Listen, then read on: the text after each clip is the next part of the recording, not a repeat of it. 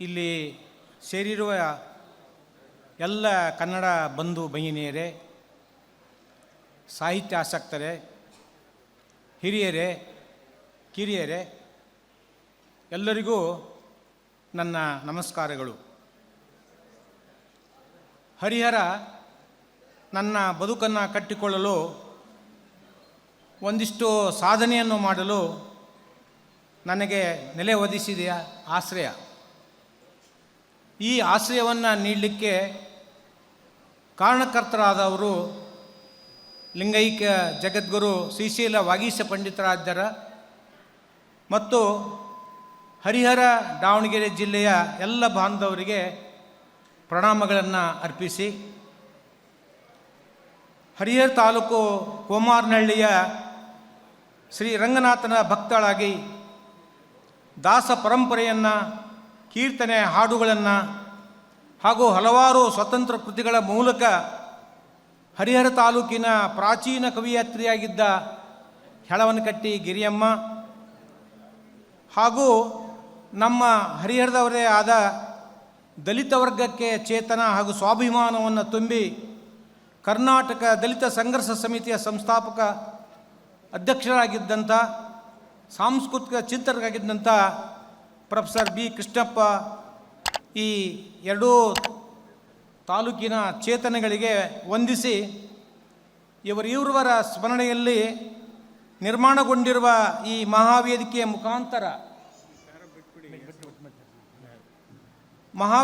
ಮುಖಾಂತರ ಹರಿಹರ ನಗರದಲ್ಲಿ ಇಂದು ಮತ್ತು ನಾಳೆ ನಡೆಯುತ್ತಿರುವ ದಾವಣಗೆರೆ ಜಿಲ್ಲಾ 13ನೇ ಕನ್ನಡ ಸಾಹಿತ್ಯ ಸಮ್ಮೇಳನದ ಉದ್ಘಾಟನಾ ಸಮಾರಂಭದಲ್ಲಿ ಅಧ್ಯಕ್ಷತೆಯನ್ನು ವಹಿಸಿಕೊಂಡು ಇಲ್ಲಿವರೆಗೆ ಕಾರ್ಯಕ್ರಮವನ್ನು ಸುಗಮವಾಗಿಗೊಳಿಸಿದಂಥ ದಾವಣಗೆರೆ ಜಿಲ್ಲಾ ಕನ್ನಡ ಸಾಹಿತ್ಯ ಪರಿಷತ್ತಿನ ಹಿರಿಯ ಚೇತನಾಗಿರ್ತಕ್ಕಂಥ ಶ್ರೀಯುತ ಬಿ ವಾಮದೇವಪ್ಪನವರೇ, ಈಗಾಗಲೇ ಈ ಸಮ್ಮೇಳನವನ್ನು ಉದ್ಘಾಟನೆ ಮಾಡಿ ತಮ್ಮ ಅತ್ಯಮೂಲ್ಯವಾದಂಥ ಕೆಲವು ಮಾತುಗಳನ್ನು ಆಡಿದಂಥ SS ಕೇರ್ ಲೈಫ್ ಸೊಸೈಟಿಯ ಒಂದು ಲೈಫ್ ಮೆಂಬರ್ ಆಗಿರ್ತಕ್ಕಂಥ ಡಾಕ್ಟರ್ ಪ್ರಭಾ ಮಲ್ಲಿಕಾರ್ಜುನವರೇ,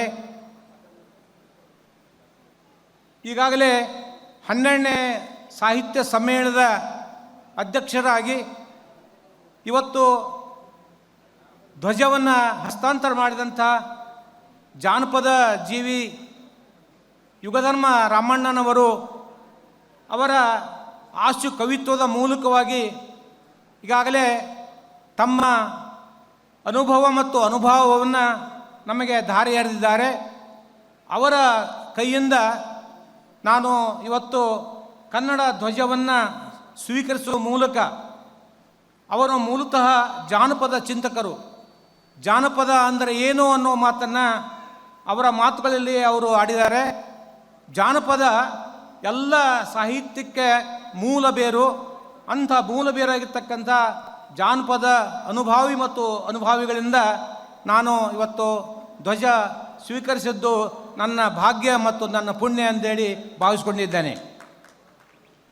ಹಾಗೆಯೇ ಇವತ್ತಿನ ಈ 13ನೇ ಕನ್ನಡ ಸಾಹಿತ್ಯ ಸಮ್ಮೇಳನದ ಪ್ರಧಾನ ಭಾಷಣಕಾರರಾಗಿ ನನ್ನ ಆತ್ಮೀಯರು, ಮಾರ್ಗದರ್ಶಕರು ಹಾಗೂ ಹಿರಿಯರು, ಚಿಂತಕರು ಆಗಿರ್ತಕ್ಕಂಥ ಸಂಸ್ಕೃತ ವಿಶ್ವವಿದ್ಯಾಲಯದ ನಿವೃತ್ತ ಕುಲಪತಿಗಳಾಗಿರ್ತಕ್ಕಂಥ ಪ್ರೊಫೆಸರ್ ಜಿ ಮಲ್ಲೇಶ್ ವೆಂಕಟೇಶ್ ಅವರೇ, ಹಾಗೂ ವೇದಿಕೆ ಮೇಲಿರ್ತಕ್ಕಂಥ ಎಲ್ಲ ಕನ್ನಡ ಪರ ಸಂಘಟನೆಗಳ ಅಧ್ಯಕ್ಷರೇ, ಪದಾಧಿಕಾರಿಗಳೇ ಹಾಗೂ ಸದಸ್ಯರುಗಳೇ, ದಾವಣಗೆರೆ ಜಿಲ್ಲಾ ಕನ್ನಡ ಸಾಹಿತ್ಯ ಪರಿಷತ್ತಿನ ಎಲ್ಲ ಪದಾಧಿಕಾರಿಗಳೇ, ಹಾಗೆಯೇ ದಾವಣಗೆರೆ ಜಿಲ್ಲೆಯ ಎಲ್ಲ ತಾಲೂಕಿನ ಅಧ್ಯಕ್ಷರೇ ಹಾಗೂ ಪದಾಧಿಕಾರಿಗಳೇ, ನಿಮ್ಮೆಲ್ಲರಿಗೂ ಕೂಡ ವಂದಿಸಿ ನನ್ನ ಅಧ್ಯಕ್ಷೀಯ ನುಡಿಗಳನ್ನು ಆಡಲಿಕ್ಕೆ ನಾನು ಪ್ರಾರಂಭ ಮಾಡುವ ಮುಂದೆ ನನ್ನ ಅಧ್ಯಕ್ಷೀಯ ಭಾಷಣ ತುಂಬ ದೀರ್ಘವಾಗಿರ್ತಕ್ಕಂಥ ಭಾಷಣ ಆಗಿರೋದ್ರಿಂದ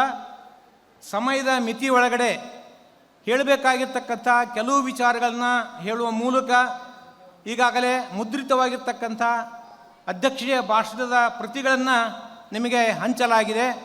ಆ ಭಾಷಣವನ್ನು ತದನಂತರ ತಮ್ಮ ವಿಶ್ರಾಂತಿ ವೇಳೆಯಲ್ಲಿ ಮನನ ಮಾಡುವ ಮೂಲಕ ಆ ವಿಷಯವನ್ನು ಅರ್ಥ ಮಾಡಿಕೊಳ್ಬೇಕು. ಅದನ್ನು ಅರಿವು ಮಾಡಿಕೊಳ್ಬೇಕು ಅಂತಕ್ಕಂಥ ಒಂದು ವಿನಂತಿಯ ಮೂಲಕವಾಗಿ ನಾನು ಇಲ್ಲಿ ಕೆಲವಾರು ಮುಖ್ಯವಾದಂಥ ವಿಷಯಗಳನ್ನು ಪ್ರಸ್ತಾವನೆ ಮಾಡಲಿಕ್ಕೆ ಇಷ್ಟಪಡ್ತಾ ಇದ್ದೇನೆ. ದಾವಣಗೆರೆ ಜಿಲ್ಲೆಯ 13ನೇ ಕನ್ನಡ ಸಾಹಿತ್ಯ ಸಮ್ಮೇಳನಕ್ಕೆ ನನ್ನನ್ನು ಸರ್ವಾಧ್ಯಕ್ಷನಾಗಿ ಆರಿಸಿದ್ದೀರಿ. ಇಂತಹ ಗೌರವ ಸ್ಥಾನವನ್ನು ನೀಡಿ ಸ್ವಾಗತ ಸಮಿತಿಯ ಎಲ್ಲ ಪದಾಧಿಕಾರಿಗಳಿಗೆ ಹಾಗೂ ದಾವಣಗೆರೆ ಜಿಲ್ಲಾ ಹರಿಹರ ಸಾಹಿತ್ಯ ಪರಿಷತ್ತಿನ ಎಲ್ಲ ಪದಾಧಿಕಾರಿಗಳಿಗೆ ನನ್ನ ಹೃತ್ಪೂರ್ವಕವಾದಂಥ ಕೃತಜ್ಞತೆಗಳನ್ನು ನಾನು ಸಲ್ಲಿಸ್ತಾ ಇದ್ದೇನೆ. ಮೆರವಣಿಗೆಯ ಸಂದರ್ಭದಲ್ಲಿ ಮತ್ತು ಈ ಮಹಾವೇದಿಕೆಯಲ್ಲಿ ನೀವು ನನ್ನ ಬಗ್ಗೆ ತೋರಿಸುತ್ತಿರುವ ಪ್ರೀತಿಗೆ ನಾನು ಚಿರಋಣಿಯಾಗಿದ್ದೇನೆ. ಆ ನಿಮ್ಮ ಪ್ರೀತಿಯ ಶ್ರೀಮಂತ ಹೃದಯಕ್ಕೆ ನಾನು ಮುಗ್ಧನಾಗಿದ್ದೇನೆ. ನೀವು ತೋರಿದ ಪ್ರೀತಿ, ನೀವು ನೀಡಿದಂತಹ ಗೌರವ ಅದು ನನಗಲ್ಲ, ಅದು ನಮ್ಮ ಕನ್ನಡಕ್ಕೆ ಮತ್ತು ಕನ್ನಡಿಗರಿಗೆ ಸಲ್ಲುವಂಥದ್ದು ಅಂಥೇಳಿ ನಾನು ಭಾವಿಸ್ಕೊಂಡಿದ್ದೇನೆ. ಇಲ್ಲಿ ನೆರೆದಿರುವ ಎಲ್ಲ ಕನ್ನಡ ಸಾಹಿತ್ಯ ಅಭಿಮಾನಿಗಳಿಗೆ ಮತ್ತು ಸಮಸ್ತ ಕನ್ನಡ ಬಾಂಧವರಿಗೆ ಮತ್ತೊಮ್ಮೆ ಹೃತ್ಪೂರ್ವಕವಾದಂಥ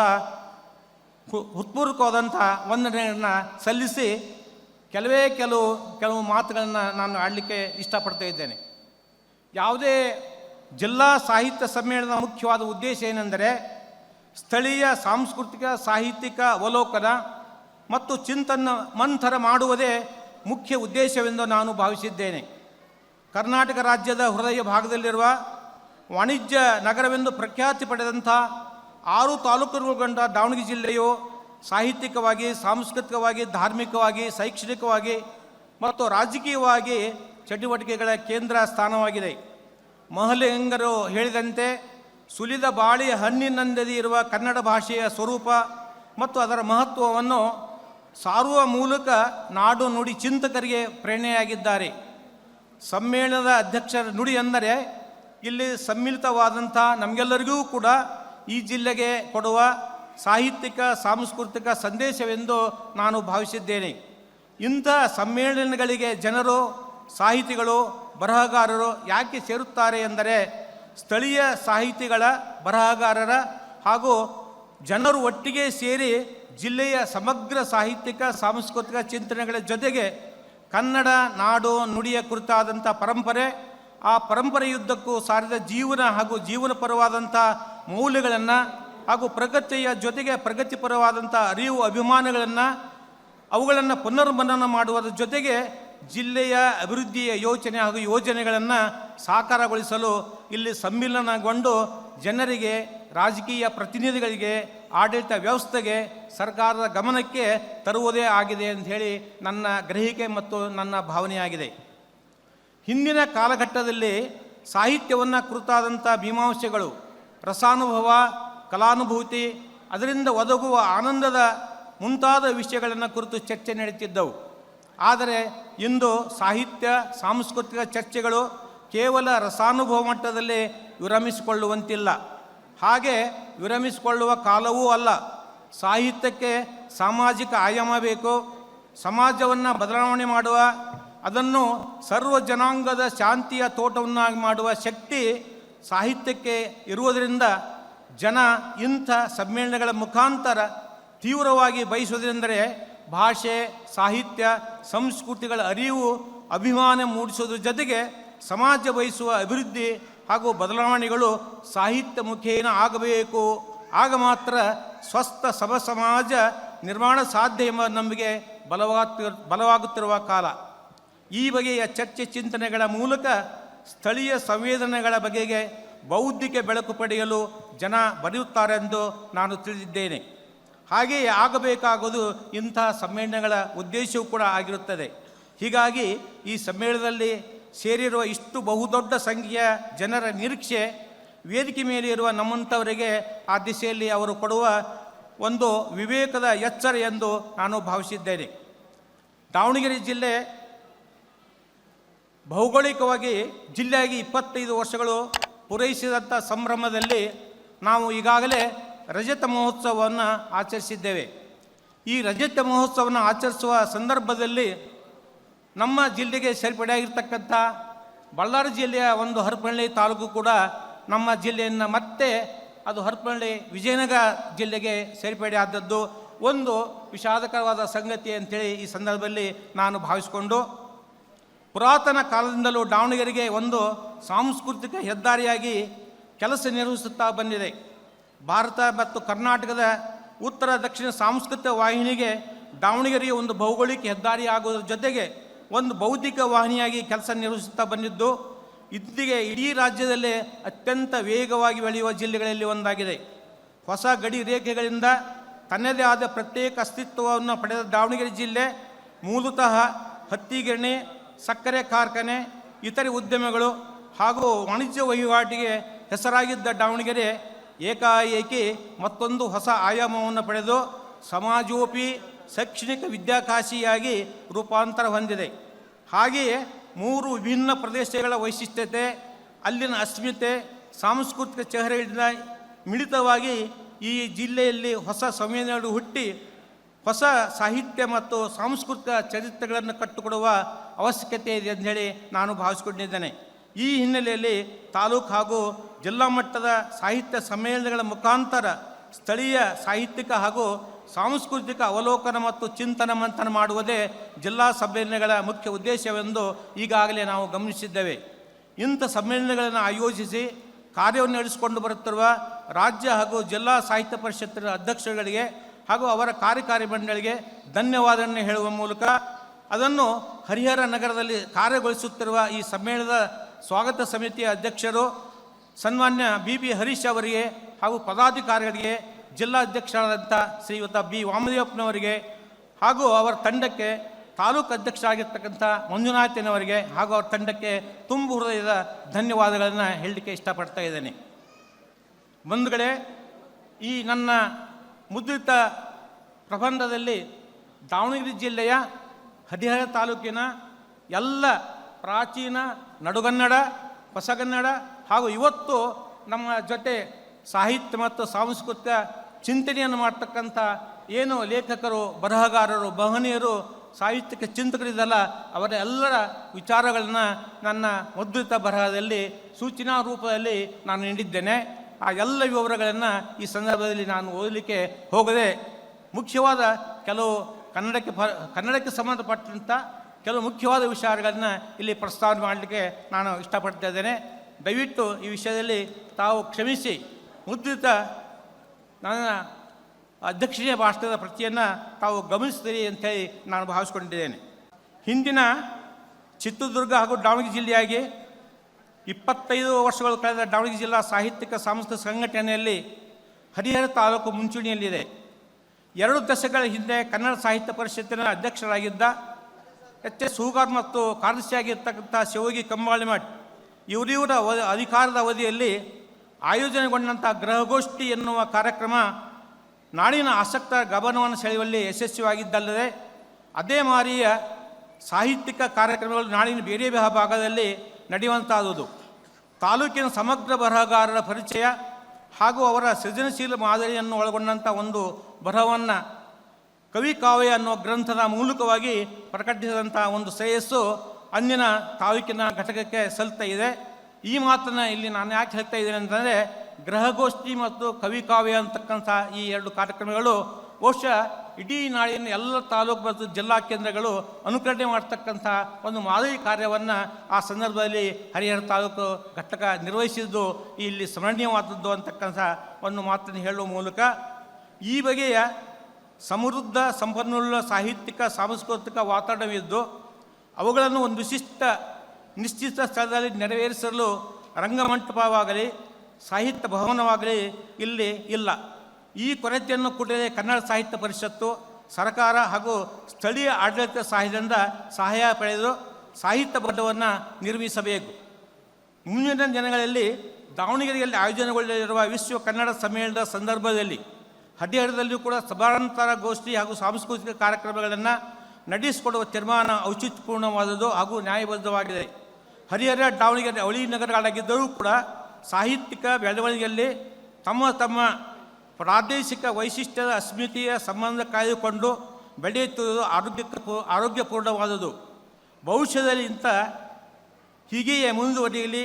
ಈ 2 ಹೃದಯ ಸಂವೇದಿ ತಾಲೂಕುಗಳು ಅಭಿವೃದ್ಧಿ ಚಲಿಸುವ ಬಂಡಿಗೆ 2 ಅವಳಿ ಚಕ್ರದಂತೆ ನಿರಂತರವಾಗಿ ಸಮಾನಾಂತರ ಚಲಿಸಲಿ ಎಂಬ ಆಶಯ ನಮ್ಮೆಲ್ಲರದು ಹೌದು. ಇನ್ನು ಕೊನೆಯದಾಗಿ ಸ್ವಾಭಿಮಾನ ಹಾಗೂ ಸಮನ್ವಯದ ಮೂಲಕ ಕನ್ನಡ ಪ್ರಜ್ಞೆ. ಒಂದು ಕಾಲಕ್ಕೆ ಕಾವೇರಿಯಿಂದ ಗೋದಾವರಿ ಹಬ್ಬಿದ್ದ ಕನ್ನಡ ನಾಡು ನಂತರ ಹಲವು ಚಾರಿತ್ರಿಕ ಸಂಗತಿಗಳಿಂದ ಹರಿದು ಹಂಚಿಕೆಯಾಗಿತ್ತು. ಒಂದು ಜನಾಂಗದ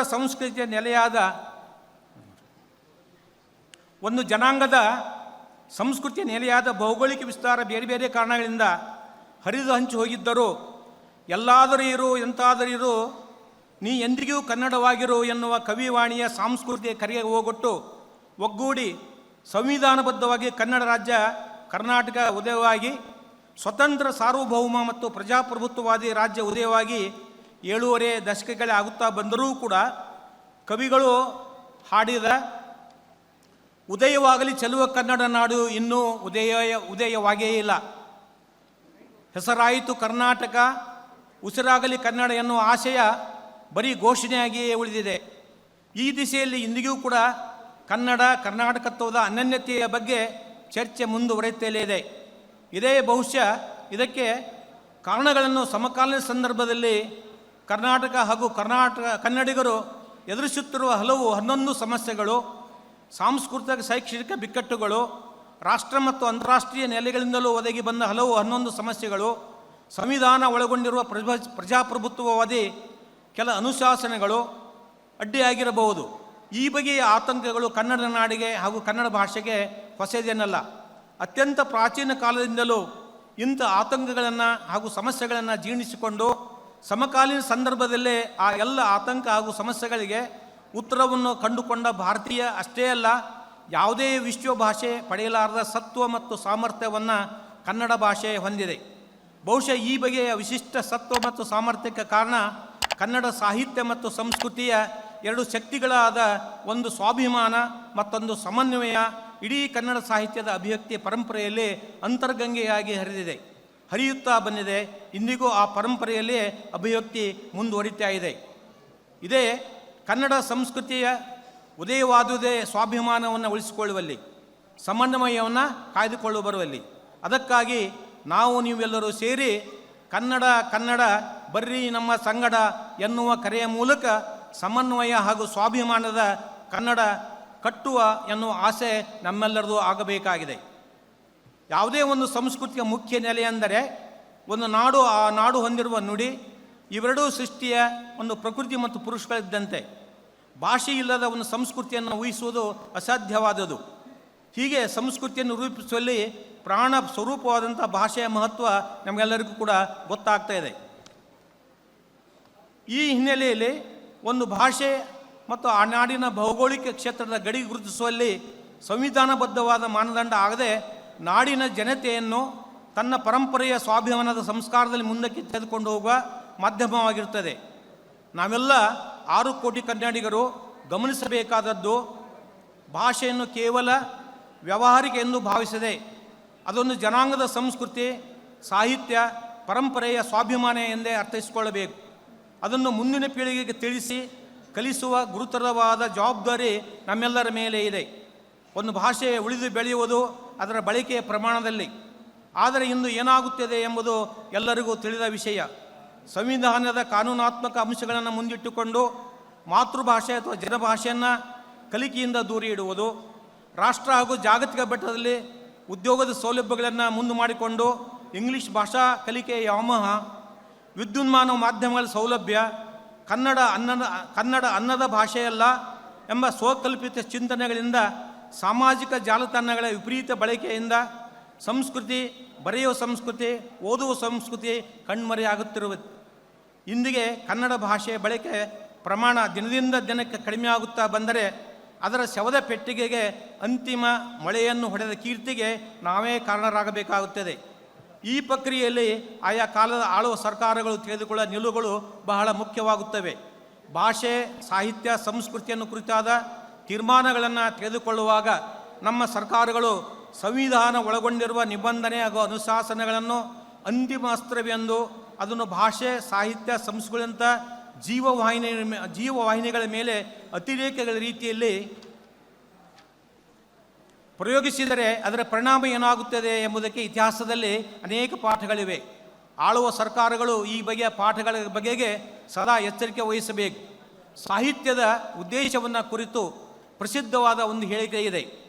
ಅದು ಹೇಳಿಕೆ ಏನೆಂದರೆ, ಅಧಿಕಾರಕ್ಕೆ ಸತ್ಯವನ್ನು ಹೇಳಬೇಕು, ಸ್ಪೀಕಿಂಗ್ ಟ್ರುತ್ ಟು ಪವರ್ ಅಂತಕ್ಕಂಥ ಒಂದು ಮಾತು ಏನಿಲ್ಲ, ಆ ಮಾತನ್ನು ಬಳಸಿಕೊಂಡು ನಾವು ಸರ್ಕಾರಕ್ಕೆ ಸತ್ಯವನ್ನು ಹೇಳ್ತಕ್ಕಂಥ ಸಾಹಿತ್ಯವನ್ನು ಇವತ್ತು ಅಪೇಕ್ಷೆ ಮಾಡಿಕೊಳ್ಬೇಕಾಗಿದೆ. ಆ ರೀತಿಯಲ್ಲಿ ಸಾಹಿತ್ಯ ಇವತ್ತು ರಚನೆ ಆಗಬೇಕಾಗಿದೆ ಅಂತಕ್ಕಂಥ ಒಂದು ಮಾತನ್ನು ಇಲ್ಲಿ ಹೇಳುವ ಮೂಲಕ ಕನ್ನಡ ಕಲಿಕೆಯ ವಾತಾವರಣವನ್ನು ನಿರ್ಮಿಸಿ ಕನ್ನಡ ಪಠ್ಯ ಸಾಹಿತ್ಯ ಸಂಸ್ಕೃತಿಗಳ ಮೂಲಕ ನಮ್ಮ ಹೊಸ ಪೀಳಿಗೆಗೆ ಕನ್ನಡದ ಅಂತಸತ್ವವಾದ ಸ್ವಾಭಿಮಾನ ಹಾಗೂ ಸಮನ್ವಯವನ್ನು ಸರಳವಾಗಿ ತಿಳಿಸಿಕೊಡುವ ಪ್ರಯತ್ನವನ್ನು ನಾವೆಲ್ಲರೂ ಮಾಡಬೇಕಾಗಿದೆ. ಆದರೆ ಕೇಂದ್ರದ ನೀತಿ, ರಾಜ್ಯದ ನೀತಿ ಎಂಬ ಇಬ್ಬಾಯಿಯ ಖಡ್ಗವನ್ನು ಭಾಷೆ, ಸಾಹಿತ್ಯ, ಸಂಸ್ಕೃತಿ ಹಾಗೂ ಶಿಕ್ಷಣದಂಥ ಅಭಿವೃದ್ಧಿ ಪೂರ್ವಕವಾದಂಥ ಕ್ಷೇತ್ರಗಳ ಮೇಲೆ ಪ್ರಯೋಗಿಸಬಾರದು. ಯಾವಾಗ ನಮ್ಮ ಸತ್ವ ಶಕ್ತಿಗಳ ಸಾಧ್ಯತೆಗಳು ನಮಗೆ ಮರೆವರಿಕೆಯಾದಾಗ, ನಮ್ಮ ಬಗ್ಗೆ ವಿಶ್ವಾಸ ನಂಬಿಕೆಗಳು ಮೂಡಿದಾಗ ಕನ್ನಡದ ಸತ್ವ ಶಕ್ತಿಗಳ ಸಾಧ್ಯತೆಗಳ ಸ್ವಾಭಿಮಾನ ಹಾಗೂ ನೇತೃತ್ವವನ್ನು ಕನ್ನಡ ಸಾಹಿತ್ಯ ಪರಿಷತ್ತು ಹಾಗೂ ಕನ್ನಡ ಪರ ಸಂಘಟನೆಗಳು ವಹಿಸಬೇಕು. ಹಿಂದಿಗಿಂತಲೂ ಇಂದಿಗೆ ಕನ್ನಡ ಭಾಷೆ, ಸಂಸ್ಕೃತಿ, ಸಾಹಿತ್ಯಗಳಿಗೆ ಘೋಷಿತ ಹಾಗೂ ಅಘೋಷಿತ ಸಮಸ್ಯೆ ಸವಾಲುಗಳಿವೆ. ಈ ಸವಾಲುಗಳನ್ನು ಎದುರಿಸುವ ಶಕ್ತಿಯನ್ನು ಕನ್ನಡಿಗರಿಗೆ ಕೊಟ್ಟರೆ ಅವರೇ ಕನ್ನಡದ ಕಂಠಗಳಿಗೆ ಸವಾಲು ಎಸೆಯುತ್ತಾರೆ. ಇಂದು ಜಗತ್ತಿನಾದ್ಯಂತ ನಮ್ಮ ಕಣ್ಣ ಎದುರಿಗೆ ಅನೇಕ ಭಾಷೆಗಳು, ಆ ಭಾಷೆಯನ್ನು ಆಡುವವರಿಲ್ಲದೆ ಜನ ಆ ಭಾಷೆಯನ್ನು ಕಣ್ಮರೆಯಾಗ್ತಾ ಇವೆ. ಕನ್ನಡಕ್ಕೂ ಈ ಬಗೆಯ ಸ್ವಕಲ್ಪಿತ ಆರೋಪವನ್ನು ಹೊರಿಸುವ ಮೂಲಕ ಕನ್ನಡವನ್ನು ಇಲ್ಲವಾಗಿಸುವ ರಾಜಕೀಯ, ಸಾಂಸ್ಕೃತಿಕ ಹಾಗೂ ಸೈದ್ಧಾಂತಿಕ ಕನ್ನಡ ವಿರೋಧಿ ಕಣ್ಣಿಗೆ ಕಾಣದ ಶಕ್ತಿಗಳು ನಿರಂತರವಾಗಿವೆ. ಆದರೆ ಕನ್ನಡ ಎಂದಿಗೂ ಅಳಿಯುವ ಭಾಷೆಯಲ್ಲ, ಅದು ಇಂದಿಗೂ ಮುಂದಿಗೂ ಉಳಿಯುವ ಭಾಷೆ ಹಾಗೂ ಬೆಳೆಯುವ ಭಾಷೆ. ಕನ್ನಡಕ್ಕೆ ಸಾವಿಲ್ಲ, ಆದರೆ ಹಲವು ಸವಾಲುಗಳಿವೆ. ಆ ಸವಾಲುಗಳನ್ನು ಎದುರಿಸುವ ಶಕ್ತಿ ಕನ್ನಡದಲ್ಲಿ ಇದೆ ಅಂತಕ್ಕಂಥ ಒಂದು ಮನವಿಯನ್ನು ಮಾಡಿಕೊಳ್ಳುವ ಮೂಲಕ ಶಿಕ್ಷಣ, ಆಡಳಿತ, ವ್ಯವಹಾರದಲ್ಲಿ ಪೂರ್ಣ ಪ್ರಮಾಣದಲ್ಲಿ ಕನ್ನಡ ಬಳಸುವುದನ್ನು ಕಾನೂನುಬದ್ಧವಾಗಿ ಕಡ್ಡಾಯಗೊಳಿಸುವುದು ಹಾಗೂ ಅತಿಯಾದ ಔದಾರ್ಯವನ್ನು ತೋರುವ ಮೂಲಕ ಹೆತ್ತ ತಾಯಿಯನ್ನು ಮಾರಿ ತೊತ್ತುಕೊಂಬರೆ ಎನ್ನುವ ಪ್ರಶ್ನೆಗೆ ನಾವು ಇಂದು ಉತ್ತರವನ್ನು ಕಂಡುಕೊಳ್ಳಬೇಕಾಗಿದೆ. ಬಂಧುಗಳೇ, ಕೊನೆಯದಾಗಿ ಇವತ್ತು ಈ 13ನೇ ಜಿಲ್ಲಾ ಕನ್ನಡ ಸಾಹಿತ್ಯ ಸಮ್ಮೇಳನ ಹರಿಹರ ನಗರದಲ್ಲಿ ಆಯೋಜನೆಗೊಂಡಿದೆ. ಈ ಹರಿಹರ ನಗರದಲ್ಲಿ ಆಯೋಜನೆಗೊಂಡಂಥ ಈ ಸಾಹಿತ್ಯ ಸಮ್ಮೇಳನದ ಮೂಲಕವಾಗಿ ನಾವೆಲ್ಲರೂ ಕೂಡ ಹರಿಹರ ಅಭಿವೃದ್ಧಿಗೆ ಪೂರಕವಾದಂಥ ಕೆಲವು ವಿಚಾರಗಳನ್ನು, ಕೆಲವು ಚಿಂತನೆಗಳನ್ನು ನಾವು ಮಾಡಬೇಕಾದದ್ದು ಇನ್ನರ ಅವಶ್ಯಕತೆ ಅಂಥೇಳಿ ನಾನು ಭಾವಿಸಿಕೊಂಡು ಈ ಹರಿಹರ ಅಭಿವೃದ್ಧಿ ಪೂರಕವಾಗಿರ್ತಕ್ಕಂಥ ಕೆಲವು ಮಾತುಗಳನ್ನು ಇಲ್ಲಿ ಹೇಳಿ ನನ್ನ ಸಂಕ್ಷಿಪ್ತವಾದಂಥ ಈ ಅಧ್ಯಕ್ಷೀಯ ಭಾಷಣವನ್ನು ಮುಗಿಸ್ಲಿಕ್ಕೆ ಇಷ್ಟಪಡ್ತಾ ಇದ್ದೇನೆ. ಹರಿಹರ ಪ್ರವಾಸೋದ್ಯಮದ ಅಭಿವೃದ್ಧಿಗೆ ಬೇಕಾದ ಎಲ್ಲ ಬಗೆಯ ಭೌಗೋಳಿಕ ಹಾಗೂ ನೈಸರ್ಗಿಕ ಸಂಪನ್ಮೂಲಗಳನ್ನು ಹೊಂದಿರುವುದರಿಂದ ಹರಿಹರದ ಶ್ರೀ ಹರಿಹರೇಶ್ವರ ದೇವಾಲಯಕ್ಕೆ ಗ್ರೇಡ್ ಎಗೆ ಪ್ರಾಪ್ತ ಮಾಡುವ ಮೂಲಕ ಪ್ರವಾಸೋದ್ಯಮ ಕೇಂದ್ರವನ್ನಾಗಿ ಮಾಡಿ ಹಂಪಿ, ಕನಕಗಿರಿ ಹಾಗೂ ಬನವಾಸಿ ಉತ್ಸವ ಮಾದರಿಯಲ್ಲಿ ಹರಿಹರ ಉತ್ಸವವನ್ನು ಮಾಡುವ ಮೂಲಕ ಹರಿಹರವನ್ನು ಪ್ರವಾಸೋದ್ಯಮ ಕೇಂದ್ರವಾಗಿಸಿದರೆ ಅಭಿವೃದ್ಧಿಗೆ ಪೂರಕವಾದಂಥ ವಾತಾವರಣ ತನ್ನಿಂದ ತಾನೇ ನಿರ್ಮಾಣವಾಗುತ್ತದೆ. ಹರಿಹರ, ದಾವಣಗೆರೆಗಳೆಂಬ ಈ ಅವಳಿ ನಗರಗಳ ಪ್ರಾದೇಶಿಕ ಹಾಗೂ ಸೈದ್ಧಾಂತಿಕ ಭಿನ್ನತೆಗಳನ್ನು ಮರೆತು ಸರ್ಕಾರ ಈ ಎರಡೂ ನಗರಗಳ ಅಭಿವೃದ್ಧಿಗೆ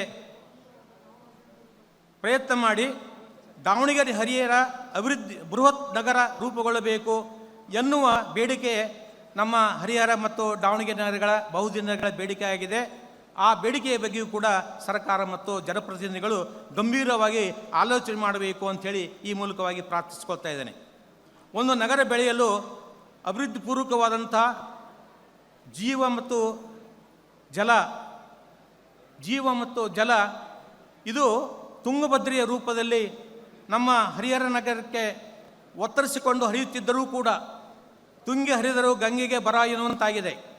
ಈ ನದಿಯಿಂದಲೇ ದಾವಣಗೆರೆ ನಗರಕ್ಕೆ ಹಾಗೂ ದೂರದ ಕೆರೆಗಳಿಗೆ ನೀರನ್ನು ತುಂಬಿಸುತ್ತಿದ್ದರೂ ಕೂಡ ದೀಪದ ಬುಡಕ್ಕೆ ಕತ್ತಲು ಎನ್ನುವಂತೆ ಹರಿಹರದ ಜನ ಬೇಸಿಗೆ ಕಾಲಕ್ಕೆ ನೀರಿಗಾಗಿ ತತ್ವಾರ ಹೊಂದುವ ಸಮಸ್ಯೆಯನ್ನು ಯಾವಾಗ ಕೊನೆಗೊಂಡಿತು ಎಂದು ಜನರ ನಿರೀಕ್ಷೆಗೆ ಮೊನ್ನೆ ನಡೆದಂಥ ಹರಿಹರ ನಗರಸಭೆಯ ಆಯವ್ಯಯದಲ್ಲಿ ಮಾನ್ಯ ಜಿಲ್ಲಾಧಿಕಾರಿಗಳು ಭರವಸೆಯನ್ನು ನೀಡಿದ ಹಿನ್ನೆಲೆಯಲ್ಲಿ ಭೈರನಪಾದ ಏತ ನೀರಾವರಿ ಯೋಜನೆಯನ್ನು ಪೂರ್ಣ ಪ್ರಮಾಣದಲ್ಲಿ ಮುಗಿಸುವುದು, ಹಾಗೆಯೇ ಹರಿಹರ ನಗರಕ್ಕೆ ನೀರನ್ನು ಒದಗಿಸುವ ಕೇಂದ್ರಗಳನ್ನು ಹರಿಹರ ತಾಲೂಕಿನ ವ್ಯಾಪ್ತಿಯ ನದಿ ದಡದಲ್ಲಿರುವ ಗ್ರಾಮಗಳಲ್ಲಿ ಸ್ಥಾಪಿಸುವುದು, ಭದ್ರಾ ಅಚ್ಚುಕಟ್ಟು ಪ್ರದೇಶದ ಕೃಷಿಕರ ಹಿತ ಕಾಪಾಡುವುದು ಹಾಗೂ ಬದಲಿನಂತೆ ಹರಿಹರ ನಗರವನ್ನು ನಗರವನ್ನಾಗಿ ಕೈಗಾರಿಕಾ ಘಟಕಗಳನ್ನು ಪ್ರಾರಂಭಿಸುವುದು, ಜವಳಿ ಉದ್ಯಮ ಪುನರುಜ್ಜೀವನಗೊಳಿಸುವುದು, ಟೆಕ್ಸ್ಟೈಲ್ ಪಾರ್ಕ್ಗಳನ್ನು ನಿರ್ಮಿಸುವುದು, ಪವನ್ ವಿದ್ಯುತ್ ಸ್ಥಾವರಗಳನ್ನು ಸ್ಥಾಪಿಸುವುದು, ಜೊತೆಗೆ ಹರಿಹರ ನಗರವನ್ನು ಸಂತುಷ್ಟ ನಗರವನ್ನಾಗಿ ಇರಿಸುವಲ್ಲಿ ಇಲ್ಲಿನ ಜನಪ್ರತಿನಿಧಿಗಳು ಸರ್ಕಾರದ ಮೇಲೆ ಒತ್ತಡ ತರಲಿ ಎಂದು ಅವರಲ್ಲಿ ನಿಮ್ಮೆಲ್ಲರ ಮೂಲಕವಾಗಿ ನಾನು ಪ್ರಾರ್ಥಿಸಿಕೊಳ್ಳುತ್ತೇನೆ. ಇಡೀ ರಾಜ್ಯದಲ್ಲೇ ಅವಳಿ ನಗರ ಎಂದು ಪ್ರಸಿದ್ಧವಾಗಿರ್ತಕ್ಕಂಥ ದಾವಣಗೆರೆ, ಹರಿಹರ ತಮ್ಮ ತಮ್ಮ ಭೌಗೋಳಿಕ ಅಂತರ ಕಳೆದುಕೊಂಡು ರಾಜ್ಯದ ಕೇಂದ್ರ ಬಿಂದುವಾಗಿ ಹಾಗೂ ಪಡುಕೊಳ್ಳುವ ಸಂಬಂಧದ ಹಿನ್ನೆಲೆಯಲ್ಲಿ ಈ ಎರಡೂ ನಗರಗಳ ನಾಡಿ ಮಿಡಿತ ಒಂದೇ ಆಗಿದೆ. ಇದನ್ನು ಗಮನಿಸಿ ಈ ಎರಡೂ ನಗರಗಳು ಒಟ್ಟಿಗೆ ಅಭಿವೃದ್ಧಿ ಹೊಂದಲಿ ಎಂಬ ದೂರದೃಷ್ಟಿಯಿಂದಲೇ ದಾವಣಗೆರೆ ಹರಿಹರ ನಗರಾಭಿವೃದ್ಧಿ ಪ್ರಾಧಿಕಾರ ಸ್ಥಾಪಿತವಾಗಿದೆ. ಇಂದಿಗೂ ಅದೇ ದೃಷ್ಟಿಯಿಂದ ಅದು ಕಾರ್ಯನಿರ್ವಹಿಸ್ತಾ ಇದೆ. ದಾವಣಗೆರೆ ಹರಿಹರ ನಗರಗಳ ಅಭಿವೃದ್ಧಿ ಪ್ರಾಧಿಕಾರ ಪ್ರಾರಂಭವಾದ ಹಿನ್ನೆಲೆಯಲ್ಲಿ ಸರ್ಕಾರ, ವಿವಿಧ ರಾಜಕೀಯ ಪ್ರತಿನಿಧಿಗಳು ತಮ್ಮ ಇಚ್ಛಾಶಕ್ತಿಯನ್ನು ತೋರಿಸುವ ಮೂಲಕ ಹರಿಹರ ನಗರಕ್ಕೂ ಸಾರ್ವಜನಿಕ ಅಭಿವೃದ್ಧಿ ಯೋಜನೆಗಳನ್ನು ತಂದು ಕಳೆದ 2 ದಶಕಗಳಿಂದ ಈ ಪ್ರದೇಶದ ನಾಗರಿಕರು ಕಳೆದುಕೊಂಡಿರುವ ಮುಗುಳ್ನಗೆ, ಸ್ವಾತಂತ್ರ್ಯ, ಭಯರಹಿತ ವಾತಾವರಣ, ಬೇಕಾದುದೆಲ್ಲನ್ನು ಪಡೆಯುವ ನಂಬಿಕೆ, ಆತ್ಮವಿಶ್ವಾಸಗಳು ಮತ್ತೆ ಮೂಡುವಂತೆ ಮಾಡುವುದು ಸರ್ಕಾರದ ಮತ್ತು ಜನಪ್ರತಿನಿಧಿಗಳ ಆದ್ಯ ಕರ್ತವ್ಯ ಹಾಗೂ ನೈತಿಕ ಹೊಣೆಗಾರಿಕೆ ಆಗಿರುತ್ತದೆ ಎಂದು ನಾನು ಈ ಸಂದರ್ಭದಲ್ಲಿ ನಿಮ್ಮೆಲ್ಲರ ಪರವಾಗಿ ಅವರಲ್ಲಿ ಪ್ರಾರ್ಥಿಸಿಕೊಳ್ತಾ ಇದ್ದೇನೆ.